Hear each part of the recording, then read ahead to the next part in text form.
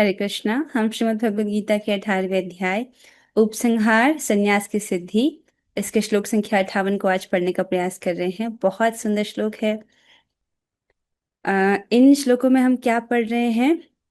यदि पूछा जाए कि आपके भक्त किस प्रकार आपके धाम को प्राप्त करते हैं, तो भगवान इसका वर्णन श्लोक संख्या 56, 57 और 58वें श्लोक के आधे श्लोक में कर रहे हैं, अर्थात एक परिनिष्ठ भक्त का वर्णन कर रहे हैं। तो आज हम 58वां श्लोक पढ़ रहे हैं। ठीक है, तो भगवान अपने परनिष्ठ भक्त का वर्णन कर रहे हैं। और ये श्लोक पढ़ने के बाद ये श्लोक मेरा मन पसंदीदा श्लोक हो गया है। पहले मुझे श्रीमद् भगवद गीता के 9वें अध्याय और 12वें अध्याय के श्लोक सबसे अधिक पसंद थे, अभी भी हैं, लेकिन ये श्लोक इतना अच्छा है कि अब ये मेरा फेवरेट श्लोक हो गया है।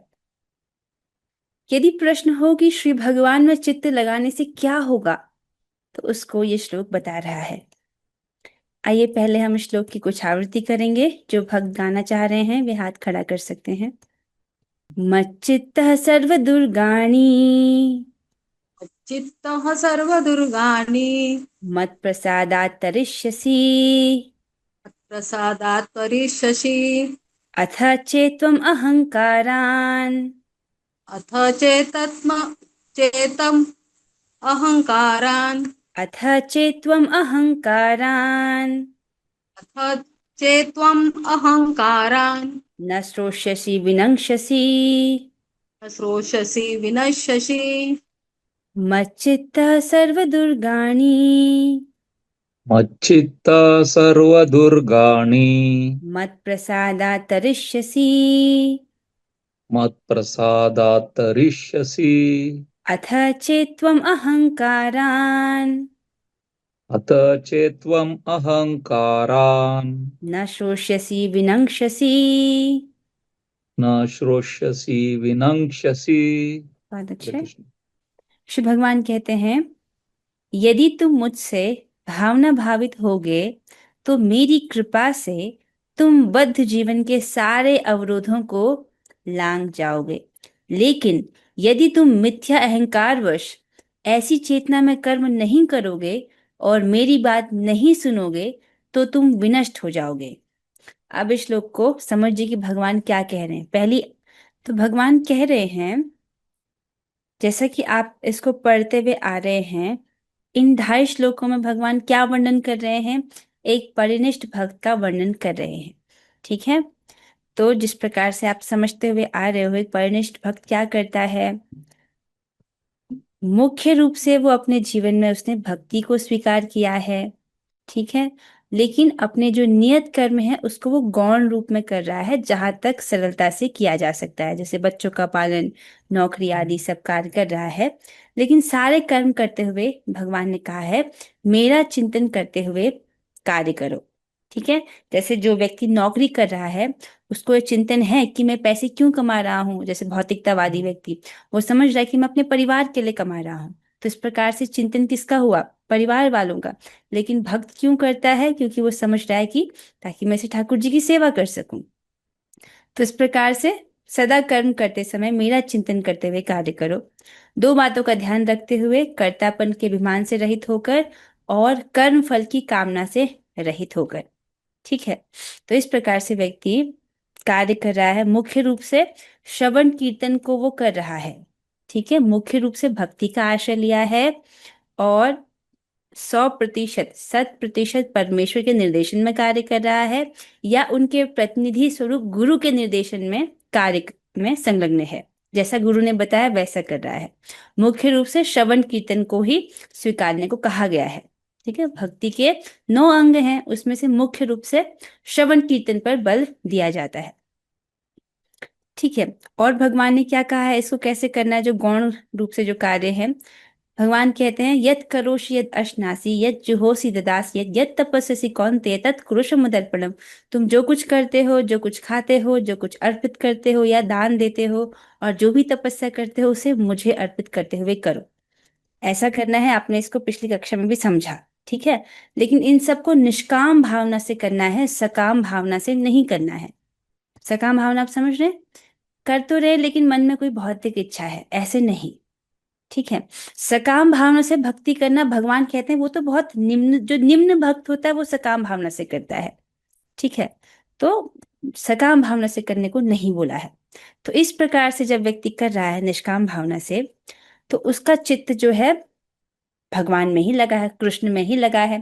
तो इस प्रकार से चित्त को कृष्ण में लगाकर, आप समझ रहे हैं, जैसे अगर आप श्रवण कीर्तन कर रहे हो, अभी आप भगवत गीता पढ़ रहे हो, तो आप स्वाभाविक रूप से जान रहे हो कि हम ये जो श्लोक है उसको किसने बोला है, भगवान श्री कृष्ण ने बोला है। हम यहाँ पर इकट्ठा हुए हैं भगवान श्री कृष्ण को, भगवान श्री कृष्ण की बात को समझने के लिए। वो जो प्रेम पत्र हमारे लिए लिख कर गए हैं, उसमें क्या लिखा है उसको जानने के लिए। ठीक है, जिसके लिए हम प्रभुपाद जी के तात्पर्य का आश्रय लेते हैं कि हाँ ये पंडित हैं, विद्वान हैं, उन्होंने क्या कहा है इन श्लोकों का अर्थ, उसको समझने का प्रयास कर रहे हैं। तो इस प्रकार से हमारा चित्त अभी भगवान में ही लगा है। ठीक है। तो श्रवण कीर्तन कर रहे हैं उस वक्त तो चित्त भगवान में ही लग रहा है। बाकी सब जो कार्य कर रहे हैं उसको भी भगवान कहते हैं कि मेरा स्मरण करते हुए करो। जिसमें कल आपने एक मुख्य बात समझी थी कि कार्य को करना, उसके बाद कार्य को भगवान को समर्पित करते हैं, तो उसको कर्मयोग कहते हैं। लेकिन वो करने को भगवान नहीं कह रहे हैं। ऐसा कब तक करना था, जब आपने सनिष्ठ भक्त का वर्णन सुना है वो ऐसा करते हैं। अर्थात इससे पहले वाला जो चार्ट हम समझ रहे थे ना, उसमें जो निष्काम कर्म योग है उसमें व्यक्ति कर्म करता है, उसके कर्म फल को भगवान को समर्पित करता है। वो यहाँ पर नहीं करना है। इसमें भगवान कह रहे हैं कि तुम कार्य करने से पहले मेरा स्मरण करो कि ये कार्य भगवान मैं आपकी प्रसन्नता हेतु कर रहा हूं, फिर उस कार्य को करो। इस मुख्य बात का ध्यान रखना है। इस प्रकार से चित्त को कृष्ण में लगाकर भगवान ये कह रहे हैं, हम्म, भगवान की कृपा से, भगवान कहते हैं मेरी कृपा से तुम बद्ध जीवन के सारे अवरोधों को लांघ जाओगे। मतलब ये नहीं कह रहे कि कठिनाइयां नहीं आएंगी, कठिनाइयां आएंगी, लेकिन मेरी कृपा से, मत प्रसादा तरिष्यति, मेरे प्रसाद से, मेरी कृपा से तुम सारे अवरोधों को, सारी बाधाओं को लांघ जाओगे। ये कितना बड़ा आशीर्वाद है, आप इसको समझ रहे हैं। और सबसे सुंदर बात क्या है कि जो भगवान करने को कह रहे हैं वो मुश्किल नहीं है। आप बताओ, जैसे जो कार्य भगवान यहाँ पर करने को कह रहे हैं उसमें से क्या मुश्किल है? क्या कथा श्रवण करने में मुश्किल है? किसी को अभी कथा सुनने में मुश्किल लग रही है? नहीं। अच्छा ठीक है, नाम जप करना किसी को मुश्किल लगता है? वो तो सबसे आसान है, 5 साल का बच्चा भी कर सकता है, हरे कृष्ण कृष्ण कृष्ण हरे हरे, हरे राम राम राम हरे हरे। ठीक है। तो जब में भी कोई दिक्कत नहीं है। क्या प्रसाद खाने में दिक्कत है? आप जो घर में बना रहे हो सात्विक होना चाहिए, भगवान को अर्पित करके खाना है। ये 3 मुख्य बातें हैं। ठीक है। उसके अलावा क्या भगवान को प्रणाम करने में कोई दिक्कत है? उसमें भी कोई दिक्कत नहीं है। अच्छा, जब भगवान के अर्चन कर रहे हैं, भगवान को आप दीप दिखा रहे हो या उनको धूप दिखा रहे हो, क्या उसमें कोई परेशानी है? वहां भी कोई दिक्कत नहीं है। अच्छा ठीक है, अपने जो गौण रूप से जो कार्य कर रहे हैं जो माताएं हैं, आप घर की सफाई कर रहे हो, बच्चों का ध्यान रख रहे हो, उसमें कुछ दिक्कत है? उनको भी करना है लेकिन गौण रूप से, उधर भी कोई दिक्कत नहीं है। अच्छा, जो प्रभु जी लोग नौकरी कर रहे हैं उसमें कोई दिक्कत आ रही है उसको भगवान की प्रसन्नता हेतु करने में, उधर भी कोई दिक्कत नहीं है। तो ऑल इन ऑल जो जो भगवान कह रहे हैं वो हम कर सकते हैं, है ना। इसमें तो किसी को कुछ मुश्किल लग रहा है तो अभी आप पूछ सकते हो। और मुख्य रूप से हमारा मेन फोकस क्या है? श्रवण कीर्तन, ये मुख्य है। कथा श्रवण करना और भगवान के नाम का जप करना, इसमें तो किसी को कोई दिक्कत नहीं है। ऐसा करने से व्यक्ति का चित्त हमेशा ही भगवान में लगा रहता है। चित्त को इस प्रकार से श्री कृष्ण में लगा कर रखना। तो भगवान कह रहे हैं मेरी कृपा से तुम बद्ध जीवन के सारे अवरोधों को लांघ जाओगे। ये आशीर्वाद भगवान हमको प्रदान कर रहे हैं। अब आप पहला हिस्सा समझ रहे हो, यदि तुम मुझसे भावना भावित होगे, अर्थात मुझ में ही अपने चित्त को लगाओगे, मेरा स्मरण करते हुए सब कार्य को करोगे, तो मेरी कृपा से तुम बद्ध जीवन के सारे अवरोधों को लांघ जाओगे। इतना आप समझ रहे हैं। अब इसका दूसरा हिस्सा भगवान अन्वय और व्यतिरेक से समझा रहे हैं। ये समझाने की बहुत अच्छी शैली है कि क्या करने से तुमको क्या लाभ होगा और ये नहीं करोगे तो तुमको क्या नुकसान होगा। तो फिर भगवान व्यतिरेक से समझा रहे हैं कि अगर ऐसा तुम नहीं करते हो तो तुम्हें तो क्या नुकसान होगा। लेकिन यदि तुम मिथ्या अहंकार वश ऐसी चेतना में कर्म नहीं करोगे और मेरी बात नहीं सुनोगे तो तुम विनष्ट हो जाओगे। इसका क्या अर्थ है? देखिए, हम किसकी बात को नहीं सुनते हैं, इस पर विचार कीजिए। आपके जीवन में ऐसा जरूर हुआ होगा कि किसी ने आपको एडवाइस दिया और आपने उनकी बात नहीं सुनी। ऐसा जनरली कब होता है? जब हम ये सोचते हैं कि मुझे आपसे अधिक पता है। अगर ऐसा हम सोच रहे हैं तो हम सामने वाले की बात नहीं सुनते हैं। आप समझ रहे हो? तो अगर कोई मिथ्या अहंकार वश ये सोचे कि भगवान आपको नहीं पता कि मेरा अच्छा बुरा क्या है, मुझको पता है कि क्या करना है, ऐसे कोई मिथ्या अहंकार से ग्रस्त होकर जो भगवान ने उपदेश दिया है उसको नहीं स्वीकार करे और मनमाने ढंग से आचरण करे, तो वो व्यक्ति विनष्ट हो जाएगा। विनष्ट हो जाएगा क्या अर्थ है? इसी भवसागर में वो पड़ा रह जाएगा। ठीक है, इसको हम पहले भी पढ़ चुके हैं, ये नई बात नहीं है। भगवत गीता के 16वें अध्याय के 23वें श्लोक में भगवान ने कहा है, यह शास्त्र विधि मुत्सृज्य वर्तते काम कारतः न स सिद्धिम अवाप्नोति न सुखम न पराम गतिम। श्री भगवान ने कहा है कि जो शास्त्रों के आदेशों की अवहेलना करता है, अर्थात शास्त्र का आदेश किसका आदेश है? भगवान का आदेश है। ठीक है, शास्त्र के आदेश को नहीं मानना अर्थात भगवान के आदेश को नहीं मानना। तो इस प्रकार से जो शास्त्र विधि को नहीं मानता है और मनमाने ढंग से कार्य करता है, जैसा उसको मन में अच्छा लग रहा है वैसे वो कार्य कर रहा है, उसको न तो सिद्धि प्राप्त होती है, अर्थात न तो उसको हृदय का शुद्धिकरण, न तो उसकी हृदय की शुद्धि होती है, न ही उसको सुख प्राप्त होता है, अर्थात शांति नहीं मिलती है। और अशांतस्य कुतः सुखम, जिस व्यक्ति को हृदय में शांति नहीं मिलती है वो कहीं भी सुखी नहीं रह सकता है। और न पराम गतिम, न ही उसको परम गति प्राप्त होती है। तो आप समझ रहे हैं कि शास्त्र विधि को त्यागेगा, मनमाना आचरण करेगा तो उसको सुख नहीं मिल सकता है। ठीक है, ना ही सफलता प्राप्त हो सकती है। कि अगर तुम मिथ्या अहंकार वश ऐसी चेतना में, अर्थात ये कृष्ण भावनामृत में कर्म नहीं करोगे, मेरी बात नहीं सुनोगे, अर्थात किसकी बात सुनोगे? अपने मन की। मिथ्या अहंकार से प्रभावित होकर के तो तुम विनष्ट हो जाओगे, अर्थात इस भवसागर में पड़े ही रह जाओगे। ठीक है, अगर कोई व्यक्ति इस भवसागर से छूटना चाहता है तो उसको भगवान की आज्ञा के अनुसार कार्य करना चाहिए। ठीक है, तो विनष्ट होने का अर्थ आप समझ रहे हैं कि वो मृत्यु सागर में फंसा ही रह जाएगा, भगवत धाम नहीं जा पाएगा। ठीक है, यहाँ पर श्रीमान शुभ कृष्णदास प्रभु जी एक बहुत सुंदर सा उदाहरण देते हैं। वे कहते हैं, अगर सोने की अंगूठी है, वो समुद्र में गिर जाए, ठीक है, तो वो विनष्ट नहीं हुई है लेकिन फिर भी विनष्ट हो गई है। समझ रहे हैं? क्योंकि वो अब वो समुद्र में चली गई है, अब उसका कुछ नामो निशान नहीं है, तब वो विनष्ट ही हो गई ना। तो उसी प्रकार से जो व्यक्ति मनुष्य जीवन, मनुष्य योनि को प्राप्त करके, मनुष्य योनि का जो सर्वोच्च लक्ष्य है उसको हासिल नहीं करके, मनमाने ढंग से आचरण करके अपने मनुष्य योनि के जो अवसर उसको प्राप्त दिया गया है, जो उसको स्वर्णिम अवसर प्रदान किया गया है मनुष्य जीवन में, उसको खो देता है, तो वो एक प्रकार से 84 लाख योनि में कहाँ गुम हो जाए, कहाँ खो जाए, वो तो विनष्ट होना ही हुआ ना। तो उसी को समझा रहे हैं। आइए अन्वय को देखेंगे। मत चित्त, मद गत चित्त होकर, अर्थात अपना चित्त कृष्ण में लगा करके, अपना चित्त कृष्ण में लगा करके, मत गत चित्त होकर, मत प्रसादात, मेरी कृपा से, सर्व दुर्गानी, समस्त प्रतिबंधकों से, सब प्रकार के जो बाधाएं हैं उनसे, तरिष्यसि, उत्तीर्ण होगे।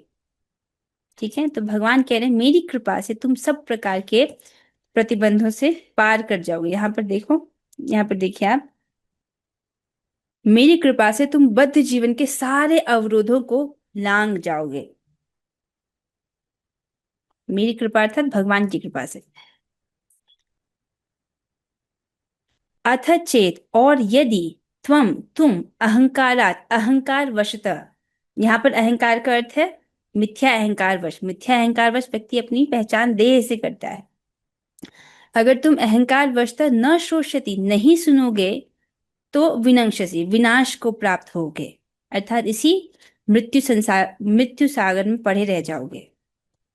तो जो यहाँ से छूटना चाहता है मृत्यु सागर से, उसको भगवान के आदेशों का पालन करना चाहिए। अब हम प्रभुपाद जी के तात्पर्य को देखेंगे और बहुत सुंदर तात्पर्य है। अनुवाद और तात्पर्य कृष्ण कृपा मूर्ति श्री श्रीमद एसी भक्ति वेदांत स्वामी श्री प्रभुपाद द्वारा। प्रभुपाद जी वर्णन कर रहे हैं, पूर्ण कृष्ण भावना भावित व्यक्ति अपने अस्तित्व के लिए कर्तव्य करने के विषय में आवश्यकता से अधिक उद्विग्न नहीं करता। धीरे धीरे समझिए, आप समझ रहे हो? जो व्यक्ति पूर्ण कृष्ण भावना भावित है अपने शरीर के मेंटेनेंस के लिए बहुत अधिक चिंता नहीं करता। मेंटेनेंस की जिम्मेदारी जो भगवान के अनन्य भक्त हैं, जो अनन्य भाव से भगवान का भजन कर रहे हैं, भगवान उनके मेंटेनेंस की जिम्मेदारी खुद लेते हैं। तो यहाँ पर व्यक्ति जो है, इस श्लोक के अनुसार भगवान कह रहे हैं कि ऐसा जो व्यक्ति है अपने जो नियत कर्तव्य है उसको गौण रूप से कर रहा है, मतलब मुख्य रूप से नहीं, गौण रूप से कर रहा है, तो उसके लिए वह बहुत अधिक चिंता नहीं लेता है, आवश्यकता से अधिक उद्विग्न नहीं होता है। ठीक है, बहुत ज्यादा इस विषय में सोच विचार करके चिंता में नहीं पड़ रहा कि अरे मेरा कैसे चलेगा, कैसे होगा, ये नहीं, क्योंकि उसको सहज श्रद्धा है कि कृष्ण मेरी सहायता करेंगे। आगे चलेंगे। जो मूर्ख है वह समस्त चिंताओं से मुक्त कैसे रहे, इस बात को वो समझ नहीं सकता। ठीक है, अब क्यों? क्योंकि जो व्यक्ति कृष्ण भावनामृत में कर्म करता है, भगवान कृष्ण उसके घनिष्ठ मित्र बन जाते हैं। वे सदैव अपने मित्र की सुविधा का ध्यान रखते हैं, और जो मित्र चौबीसों घंटे उन्हें प्रसन्न करने के लिए निष्ठापूर्वक कार्य में लगा रहता है, वे उसको आत्मदान कर देते हैं। ये कितना सुंदर है! ये बात सुन करके ये श्लोक मेरा फेवरेट श्लोक हो गया है। देखिए क्या कह रहे हैं, जो व्यक्ति कृष्ण भावनामृत में कर्म करता है, अभी अभी आपने समझा कृष्ण भावनामृत में कर्म करना मुश्किल नहीं है, बहुत आसान है, आप कर सकते हैं उसको। तो जो ऐसे कर्म करता है भगवान कृष्ण उसके घनिष्ठ मित्र बन जाते हैं। आप समझ रहे हैं? एक सच्चा मित्र हर विपत्ति में अपने मित्र का साथ देता है और कभी भी उसके साथ विश्वासघात नहीं करता। प्रभुपाद जी कहते हैं कि Krishna will never cheat you, वो कभी आपको धोखा नहीं देंगे। और एक मित्र जो है वो हमेशा अपने मित्र के सौहार्द की कामना करता है। और भगवान श्री कृष्ण में तो अनेक दिव्य गुण है, अनंत दिव्य गुण है। ऐसा कहा जाता है कि पृथ्वी पर जो बालू के कण हैं उनको गिना जा सकता है, आकाश में जो तारे हैं उनको भी गिना जा सकता है, लेकिन भगवान श्री कृष्ण के जो दिव्य गुण हैं उनको नहीं गिना जा सकता। जैसे उनके गुण है कि वो बहुत कृतज्ञ हैं, अर्थात उनके प्रति जो सेवा की जाती है, चाहे वो छोटी से छोटी सेवा क्यों ना हो, उसके प्रति वो कृतज्ञ रहते हैं। भगवान कहते हैं ना, कोई भी मेरा नाम कभी भी किसी भी प्रकार से लेता है मैं उसे कभी नहीं भूलता। ठीक है, तो छोटी छोटी सेवा जो हम भगवान के लिए कर रहे हैं, भगवान उसके प्रति कृतज्ञ होते हैं। इस जगत में हम इस जगत के लोगों के लिए करते करते मर जाते हैं, फिर भी लोग कहते हैं आपने मेरे लिए किया ही क्या है। ठीक है, ज्यादा दूर देखने की जरूरत नहीं है, कलयुग कलयुग चल रहा है। संतानों के लिए अपनी जो माता पिता है कितना कुछ करते हैं, फिर भी संतान क्या कहती है कि आपने मेरे लिए किया ही क्या है। लेकिन भगवान ऐसे नहीं है, बहुत कृतज्ञ व्यक्ति हैं। और दूसरा है क्षमाशील, अर्थात उनके भृत्यों से, उनके सेवकों से अपराध हो भी जाए तो भी भगवान उसको नहीं देखते हैं, भगवान यही देखते हैं कि मेरी सेवा करना चाहता है। और श्री कृष्ण करुण स्वभाव के हैं, करुण स्वभाव के हैं, अर्थात दूसरे के दुख को नहीं देख पाते। इसीलिए भगवान देख रहे हैं कि ये सब जीवात्माएं जो हैं, बद्ध जीवात्माएं हैं, बहुत कष्ट में हैं। और उन्होंने क्या किया है, अपने नाम में अपनी समस्त अप्राकृत शक्तियों को अर्पित कर दिया है। इस जगत में लोग अपने परलोक को सुधारने के लिए कितना कुछ उद्यम करते हैं, दान देते हैं, गायों का दान देते हैं, ब्राह्मणों की सेवा करते हैं, बहुत कुछ करते हैं। लेकिन भगवान ने अपनी सारी अप्राकृत शक्तियों को अपने नाम में भर दिया है। आप उस श्लोक को जानते ही हैं, कोकोटि दानम गृहणे खगस्या प्रयाग गंगोदक कल्पवासः यज्ञायुतं मेरु सुवर्ण दानम गोविंद कीर्तेन शमं शतां शैल कोई अगर करोड़ों करोड़ों गायों को दान दे, सोचो कितना धन लगेगा, कितनी मेहनत है करोड़ों गायों को दान देने में, वो भी सूर्य ग्रहण के समय पर, वो भी सदपात्र को। और प्रयागराज में वास करे कब तक? ब्रह्मा जी के एक दिन तक, कल्प तक। और सुमेरु के समान सोना दान दे ब्राह्मणों को, वो भी सुयोग्य ब्राह्मणों को। और ये सारा पुण्य एक तरफ, और दूसरी तरफ कोई भगवान का एक नाम ले ले तो, मतलब ये जो सब पुण्य मिलाकर के हुआ, गौदान का, स्वर्ण दान का, प्रयागमावास का, उसका पुण्य भगवान के नाम बोलने के 100वें हिस्से के बराबर भी नहीं है। आप भगवान की करुणा को देख पा रहे हैं? भगवान कैसे बस नाम बोलने के द्वारा ही बम्बा खोल करके पुण्य दे देना चाहते हैं अपने भक्तों को, ताकि उनको इतना उद्यम नहीं करना पड़े। ये उनकी करुणा है कि नहीं है? तो बहुत करुण स्वभाव के हैं और विनयी हैं, प्रियम वदय हैं, बोलने वाले, यहाँ तक कि अपराधी के प्रति भी प्रिय वचन बोलने वाले। और उनका गुण है कि वे शरणागत पालक है, जो उनकी शरण ले लेता है वो उसको कभी नहीं त्यागते हैं। और भक्त सुहृद हैं, प्रेम वश्य हैं, अर्थात भगवान प्रेम के द्वारा वशीभूत हो जाते हैं, प्रेम के द्वारा भगवान वश में आ जाते हैं। और भगवान का सबसे सुंदर गुण है, वैसे तो उनके अनंत गुण हैं, मुझे उनका जो गुण सबसे अधिक प्रिय है वो साधु समाश्रय हैं, अर्थात साधु जनों के प्रति विशेष कृपा हेतु वो अपने साधु भक्तों का पक्षपात करते हैं। भगवान कहते हैं मैं सबके प्रति सम हूं, ठीक है, लेकिन जो मेरा भक्त है वो मेरा मित्र है। आप समझ रहे हो? मतलब सबके प्रति सम हूं, लेकिन जो मेरा मित्र है उसके प्रति मैं पक्षपात तो करूंगा ही, ऐसा मतलब, ऐसा आप आशय ले सकते हो। तो जो उनके साधु भक्त हैं उनके प्रति विशेष कृपा के कारण भगवान उनका पक्षपात करते हैं, ये उनका दिव्य गुण है। इस प्रकार के भगवान, भगवान के अनंत गुण हैं। तो कौन ऐसे मित्र को नहीं चाहेगा जो हर विपत्ति में उसका साथ दे, विपत्ति से उसको उबारे, केवल इसी जन्म में नहीं आगे परलोक में भी उसका साथ दे। किसको ऐसा मित्र नहीं चाहिए?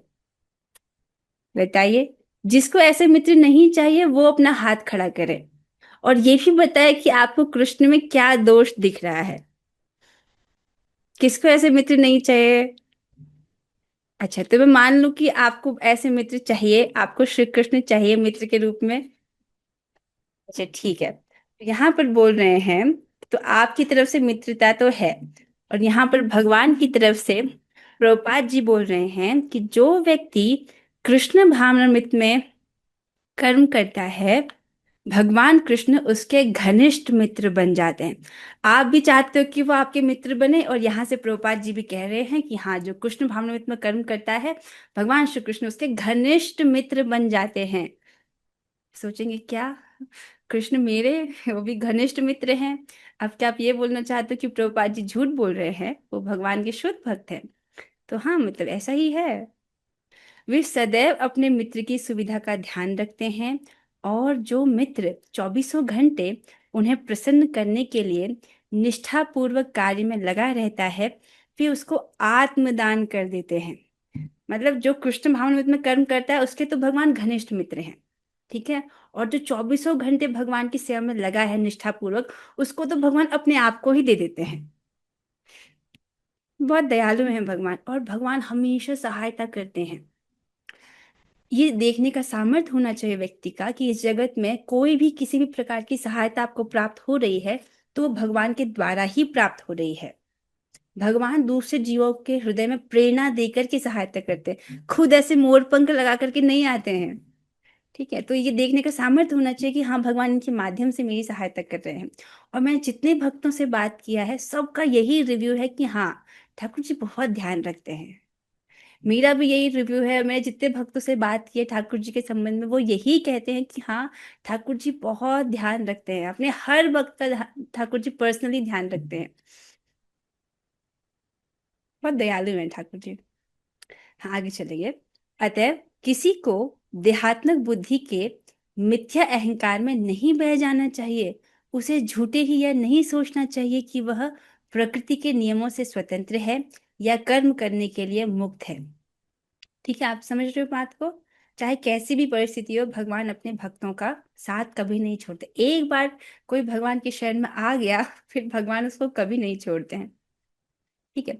अब यहाँ पर व्यतिरेक से समझाया जा रहा है कि कोई अगर देहात्मक बुद्धि के कारण मिथ्या अहंकार से ग्रस्त होकर ये सोचे कि नहीं नहीं, मुझको पता है कि मेरा अच्छा क्या है, मेरा अच्छा बुरा क्या है, मैं भगवान से अधिक जानता हूँ, कोई इस प्रकार से मिथ्या अहंकार में नहीं बह जाना चाहिए। ठीक है।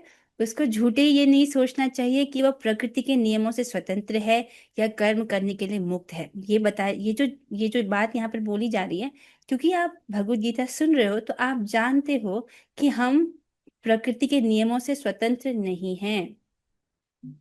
ठीक है, आप इस बात को अच्छे से जान रहे हो। लेकिन ऐसे भी इस जगत में लोग हैं जो कि कुछ भी कर रहे हैं, उनको पता ही नहीं है कि कैसे उनके कर्मों के द्वारा वो इस जगत में और बंधते जा रहे हैं।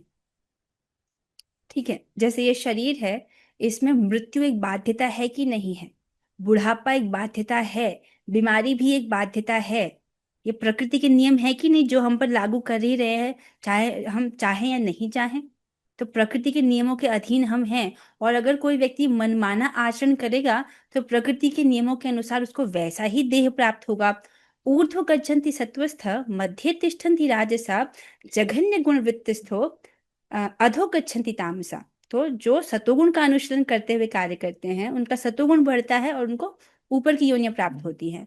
जो रजोगुण का ही अनुशीलन करते हैं वो इसी पृथ्वी में रह जाते हैं, और जो तमोगुण का अनुशीलन करते हैं वे नारकीय गति को प्राप्त होते हैं, निम्न योनियों को प्राप्त होते हैं। तो हम कोई भी कार्य कर रहे हैं, मान लो कोई भक्ति नहीं भी करे, ठीक है, कोई भक्ति आपकी बात नहीं कर रहे हैं, मान लीजिए कोई व्यक्ति ऐसा जो भक्ति नहीं करे, तो भक्ति नहीं करेगा तो क्या वो प्रकृति के 3 गुणों से छूट सकता है? प्रकृति के तीनों गुणों का ही तो सेवन करेगा। तीनों गुणों के नियंत्रण में है कि नहीं वो व्यक्ति? समझ रहे हैं? तो तीनों गुणों के नियंत्रण में है, तो अर्थात सतोगुण रजोगुण तमोगुण का ही सेवन करेगा, और उसके फलस्वरूप उसको उसी प्रकार से एक देह प्राप्त होगा, भौतिक देह प्राप्त होगा।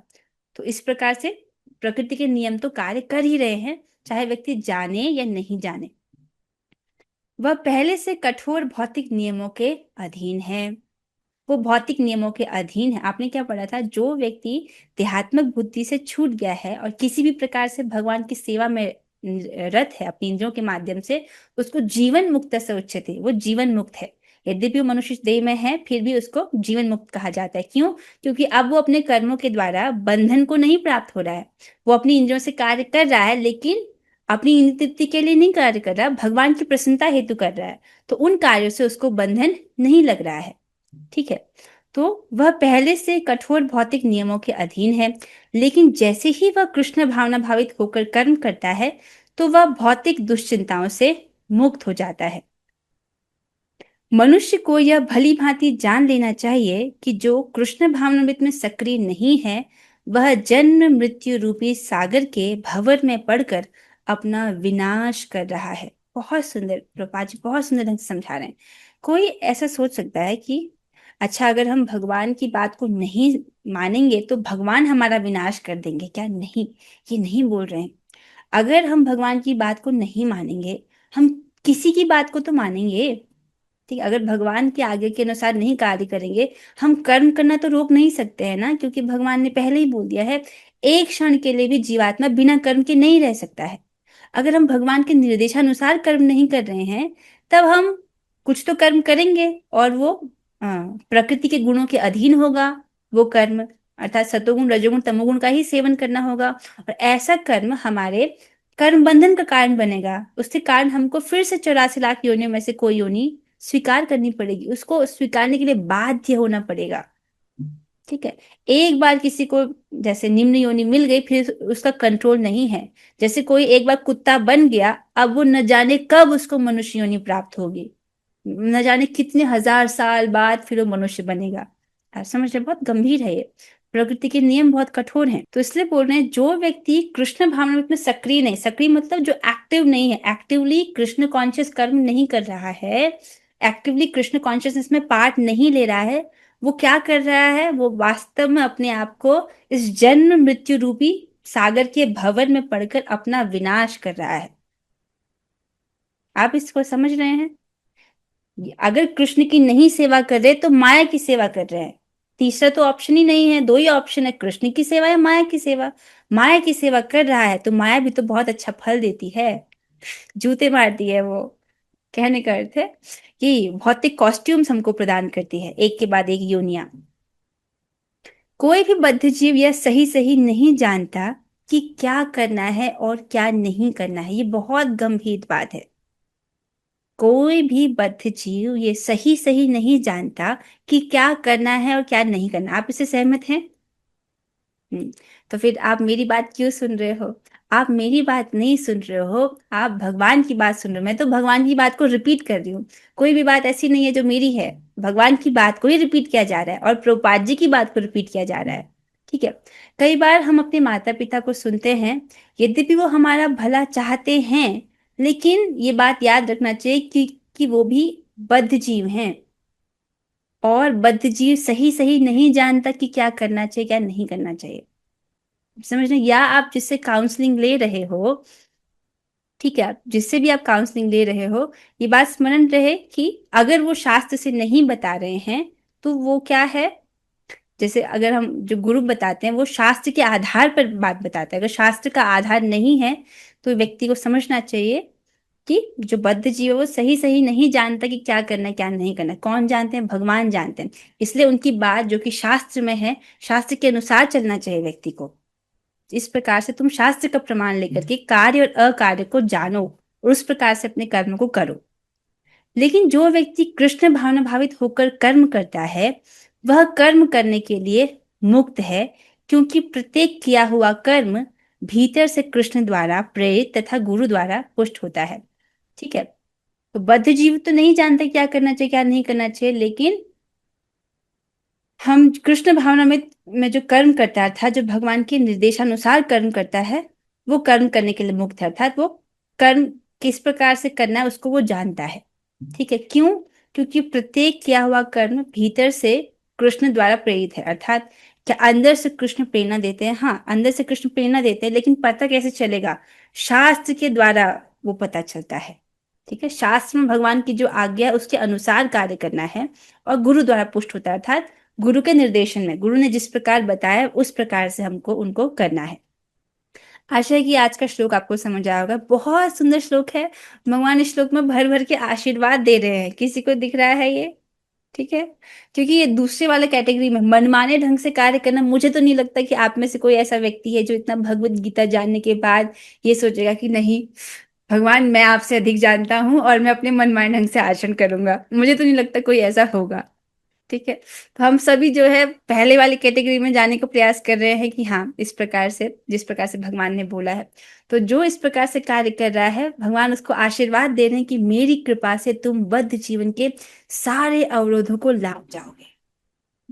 बहुत सुंदर श्लोक है। जब भी आपको जीवन में कभी अगर निराशा लगे या कभी आपको जो है ऐसा महसूस हो कि मेरे जीवन में बहुत कठिनाई आ रही है, तब इस श्लोक को आप पढ़ लीजिएगा। श्लोक संख्या 58, अध्याय 18, जिसमें भगवान कह रहे हैं मेरी कृपा से तुम बद्ध जीवन के सारे अवरोधों को लांघ जाओगे। तब भगवान से प्रार्थना करना, भगवान मैं तो आपकी भक्ति ही कर रही हूँ, जिस प्रकार से आपने निर्देश दिया उसी प्रकार से कार्य कर रही हूँ। अब जो बाधाएं आ गई हैं आप ही मुझे इससे पार लगाइए, क्योंकि आप ही ने वचन दिया है। ठीक। तो इसके साथ हम आज हो रही चर्चा को यहाँ पर विश्राम देते हैं। हरे कृष्णा हरे हरे कृष्णा कृष्णा हरे कृष्णा कृष्णा कृष्ण कृष्ण कृष्ण कृष्ण हरे हरे कृष्णा हरे हरे हरे कृष्णा राम हरे हरे कृष्णा राम कृष्णा राम हरे राम हरे हरे हरे हरे राम हरे हरे हरे कृष्णा हरे। कृष्णा हरे कृष्णा कृष्णा कृष्ण कृष्ण हरे कृष्ण हरे हरे